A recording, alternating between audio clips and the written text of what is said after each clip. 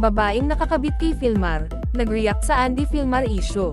Ang mga chismis online tungkol sa relasyon ng aktres na si Andy Eigenman at surfer na si Filmar Alipayo ay muling nag-init ng kontrobersya na kinasasangkutan ni Chris Liejing, isang TikTok content creator at negosyante. Si Liejing, na nakaranas ng matinding panlalait online noong May 2024 matapos lumabas ang isang video na nagpapakita sa kanya na nakikipag-usap kay Alipayo, ay ngayon ay nagsalita tungkol sa muling pagtutok sa kanya, na binibigyang diin ang kanyang pananaw na mayroong double standard sa panlalait na kanyang naranasan kumpara sa katahimikan na nakapaligid sa ibang babaeng nakakabit kay Alipayo. Ang kasalukuyang kontrobersya ay nagmula sa isang tweet ng tato na iniulat na ipinagawa ni Alipayo kasama si Pernilla Shu, isang Swedish marine photographer na nakabase sa Siargao, kasama ang pag-unfollow ng isa't isa nina Eigenman at Alipayo sa Instagram, ay nagpalaganap ng malawakang haka-haka tungkol sa estado ng kanilang relasyon.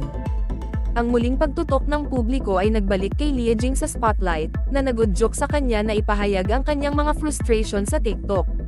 Sa isang kamakailang video, ipinahayag ni Liejing ang kanyang galit sa hindi pantay na panlalait na kanyang natanggap kumpara kay Shu.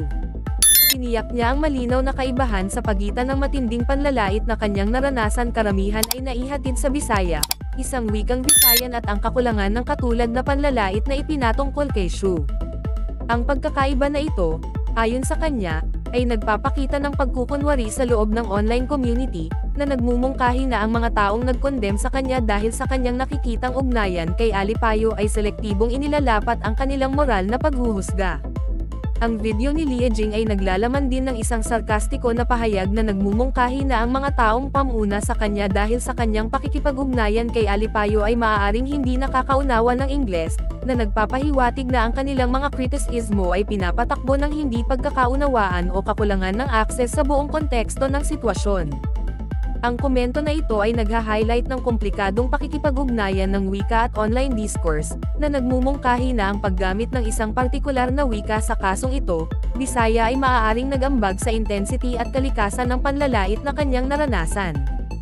Ang pangyayaring ito ay nagbibigay diin sa isang mas malaking kababalaghan, ang selektibong pag-target sa mga kababaihan na nauugnay sa mga taong kilala sa publiko.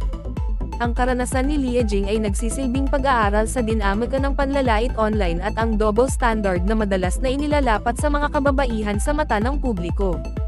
Ang intensity ng backlash na kanyang naranasan, lalo na ang paggamit ng Bisaya sa mga kritisismo, ay nagtataas ng mga katanungan tungkol sa papel ng wika sa paghubog ng online harassment at ang paglikha ng mga echo chamber kung saan ang ilang mga pananaw ay pinalalakas habang ang iba ay hindi pinapansin. Ang kamag-anak na katahimikan sa paligid ni Shu, sa kabila ng kanyang katulad na koneksyon kay Alipayo, ay nagbibigay diin pa sa hindi pantay na paglalapat ng online judgment at ang pangangailangan para sa isang mas nuanced at pantay na diskarte sa online discourse. Ang sitwasyon ay nangangailangan ng isang kritikal na pagsusuri ng online na pag-uugali at ang potensyal ng wika nagpa-trigger ng mga umiiral na bias at hindi pagkakapantay-pantay.